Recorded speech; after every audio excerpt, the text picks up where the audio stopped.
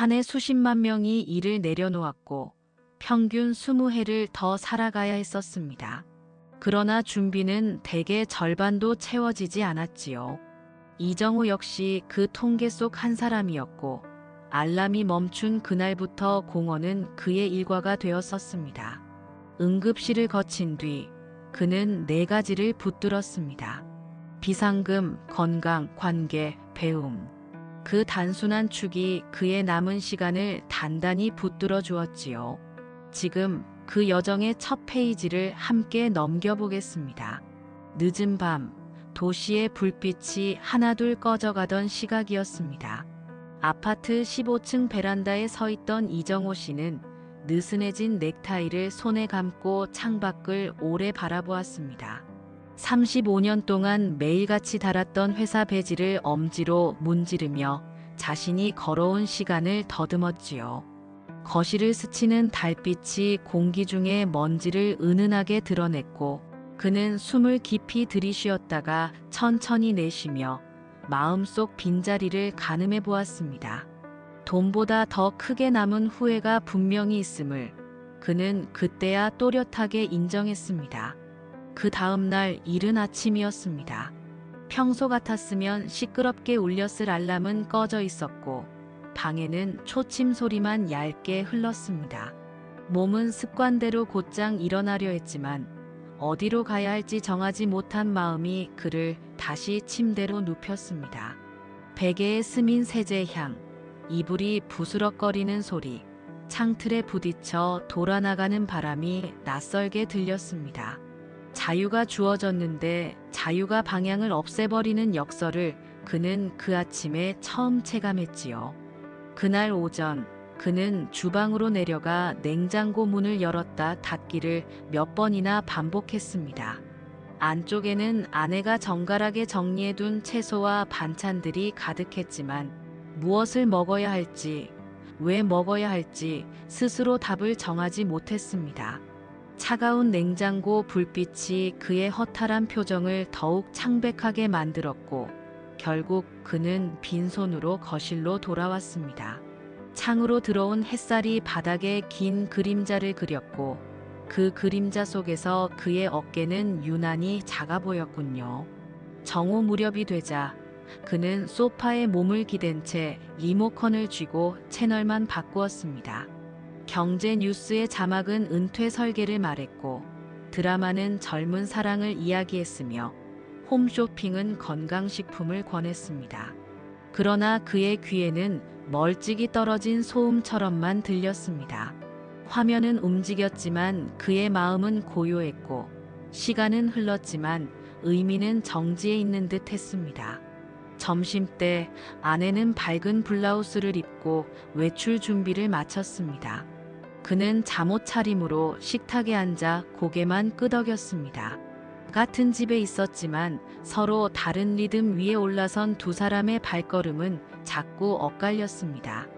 아내는 이미 제2의 일상에 몸을 적응시키고 있었고 그는 아직 첫 번째 인생의 끝자락에서 서성였습니다. 말은 오갔지만 온도차는 좁혀지지 않았습니다. 그날 오후 서재의 문을 열었을 때 그는 텅 빈 책상 앞에 오래 앉아 있었습니다. 보고서도 계약서도 빨간 형광펜으로 밑줄 친 일정표도 사라진 자리, 가족, 사진 2장만이 구석에서 미소를 짓고 있었지요. 창으로 들어온 햇살은 따뜻했지만 그의 마음은 차갑게 가라앉았습니다. 언제부터 가족과의 대화가 명절 인사로 줄었는지 그는 세어보려다 말았습니다. 서랍을 연이 정리된 펜과 클립이 질서를 유지하고 있었지만 더 이상 쓸 일이 없는 도구의 질서가 주는 쓸쓸함이 손끝으로 전해졌습니다. 오후 늦게 그는 휴대폰을 들어 딸에게 전화를 걸었습니다. 통화 연결음이 길게 울리다가 안내 음성이 그를 밀어냈고 아들은 회의 중이라며 짧은 메시지만 남겼습니다. 주소록에는 수많은 이름이 있었지만 마음 편히 걸 수 있는 번호는 몇 개 되지 않았습니다. 그는 그 사실을 처음처럼 놀라워하며 화면을 덮었습니다. 직장을 나오자마자 직장으로 묶여있던 관계가 함께 사라지는 경험을 그는 그제야 뼈아프게 받아들였군요.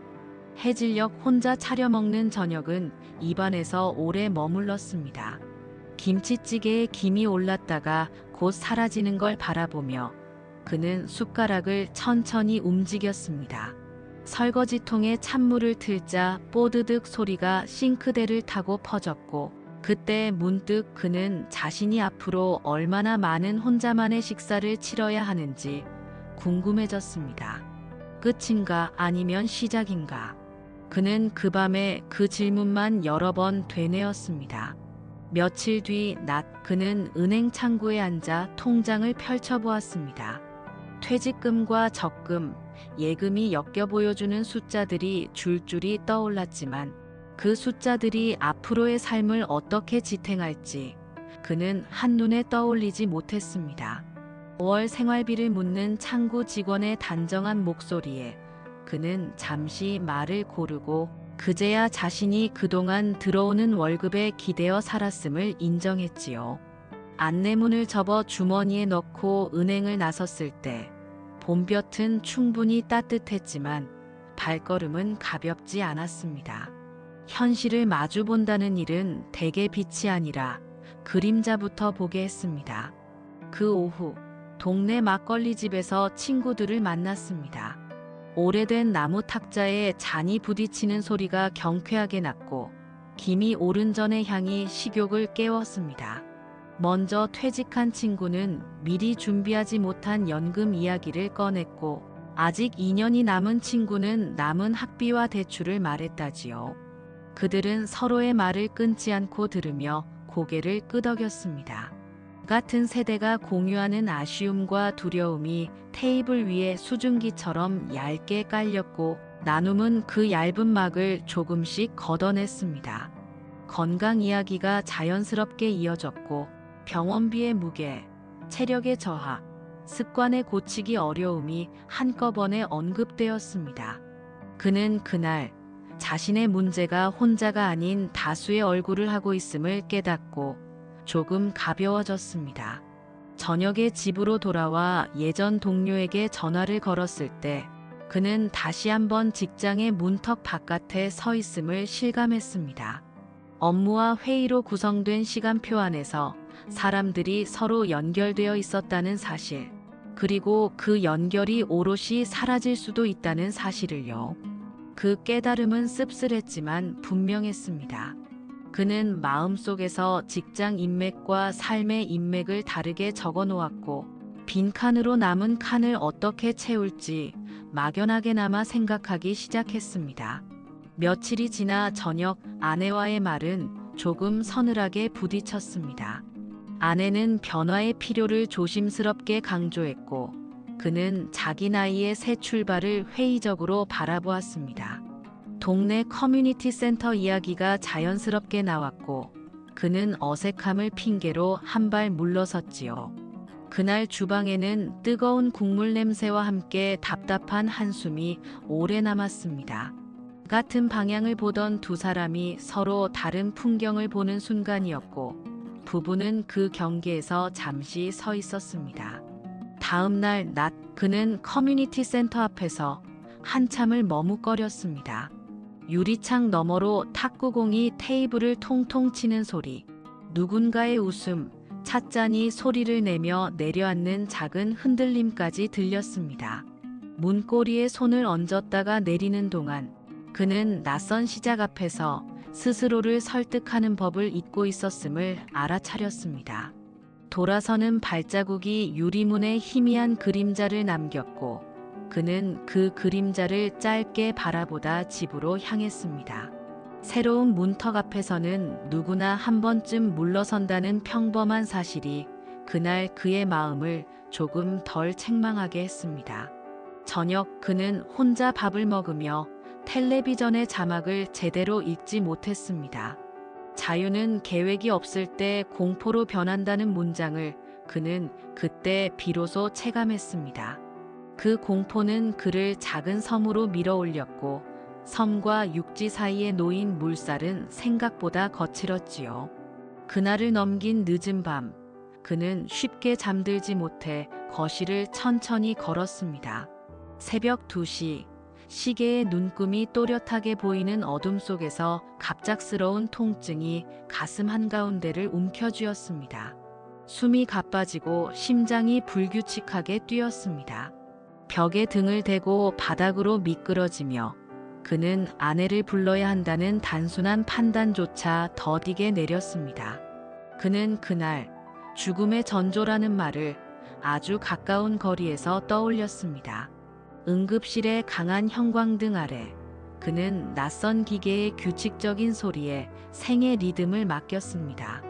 의사는 협심증의 가능성을 말했고 다행히 심근경색은 아니었다고 덧붙였습니다. 스트레스와 불규칙한 생활이 쌓여 몸이 내는 신호였다고 의사는 담담하게 설명했군요. 아내는 그의 손을 꼭 잡고 고개를 여러 번 끄덕였습니다. 소독약 냄새가 콧맥을 타고 올라오는 동안 그는 지난 35년의 속도를 천천히 뒤로 돌려보았습니다. 가족을 미루고 일정을 앞세웠던 수많은 날들, 젊을 때 미뤄둔 작은 기쁨들, 그리고 스스로를 위해 한 번도 길게 멈추지 않았던 자신을요. 다음 날 아침, 옆 병상에 누운 비슷한 또래의 남성이 먼저 말을 건넸습니다.